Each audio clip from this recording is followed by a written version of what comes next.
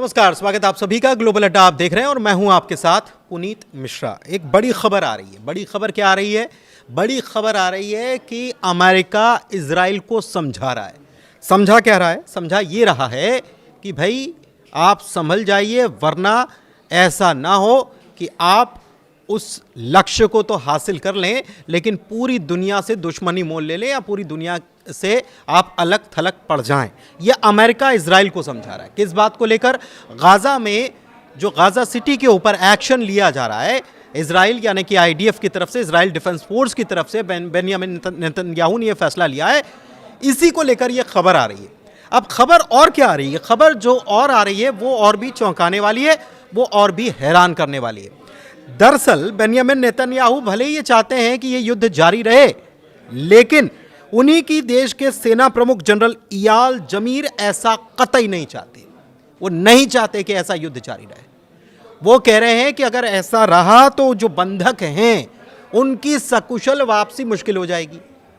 अगर आप अटैक करते रहे तो उनकी जान जाने की स्थिति बन सकती है और ऐसा नहीं होना चाहिए। दूसरी तरफ अमेरिका इजराइल को समझा रहा है, लेकिन सेना प्रमुख क्या चाहते हैं? जो चाहते हैं वो हो नहीं पा रहा है। वो चाहते हैं कि इस पे वोटिंग होना चाहिए। वोटिंग कहां पर? इजराइल में, कैबिनेट में वोटिंग होना चाहिए इस फैसले पर कि वहां पर हम फोर्स को आगे बढ़ाएं ना बढ़ाएं, ऑपरेशन चलाएं ना चलाएं। लेकिन ऐसा हो नहीं रहा है। नेतन्याहू कह रहे हैं कि आप मुझे प्लान दीजिए कि आप कैसे क्या करने जा रहे हैं और गो अहेड, मतलब आप इसको इंप्लीमेंट करिए, जबकि सेना प्रमुख चाहते हैं कि वोटिंग होना चाहिए। रिपोर्ट्स ये बताती है कि जनरल जमीर चाहते हैं कि गजा में युद्ध विराम और बंधकों को छुड़ाने को लेकर वोटिंग हो, लेकिन नेतन्याहू ने रक्षा मंत्री दूसरे मंत्रियों से इनकार कर दिया और कहा कि इसकी कोई ज़रूरत नहीं है। प्रस्ताव क्या लाया गया था? वो ये था कि 60 दिन का युद्ध विराम होना चाहिए, 10 जिंदा बंधकों की रिहाई होनी चाहिए, 18 मृतक बंधकों के शवों की वापसी हो और सैकड़ों फिलिस्तीनी कैदियों की रिहाई हो जाए। लेकिन नेतन्याहू इस प्रस्ताव को काफ़ी पहले ही खारिज कर चुके हैं। इसकी खबर हमने आपको ग्लोबल अड्डा में दी भी थी। अच्छा, इसके अलावा एक बात और है। अमेरिका जो ताकीद कर रहा है, जो समझा रहा है, जो चेतावनी दे रहा है, जो इजराइल को बता रहा है कि भाई अगर आपने ये सब किया तो पूरी दुनिया से दुश्मनी मोल ले लेंगे, अलग थलग पड़ जाएंगे। कोई भी दुनिया का कोई भी देश आपके साथ, क्योंकि तुर्की ने तो हमने देखा कि व्यापार ही बंद कर दिया। तुर्की ने अपने जहाज़ और वहाँ के जहाज़ जो हैं उनके लिए रास्ता बंद कर दिया है।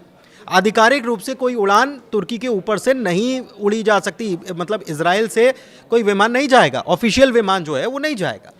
ये भी तुर्की ने कर दिया है। और तुर्की ये दुनिया को ये बताने में की कोशिश में भी लगा हुआ है कि देखिए हमने कर दिया और हम पूरी दुनिया में इकलौते ऐसे मुल्क हैं जिसने इजराइल के ऊपर ये एक्शन इसीलिए लिया है क्योंकि वो फिलिस्तीनियों के ऊपर उनका जेनोसाइड कर रहे हैं, उनके ऊपर उनकी जान ले रहे हैं, उन पर हमले कर रहे हैं और ये कतई बर्दाश्त नहीं किया जा सकता। लेकिन एक चीज़ और है।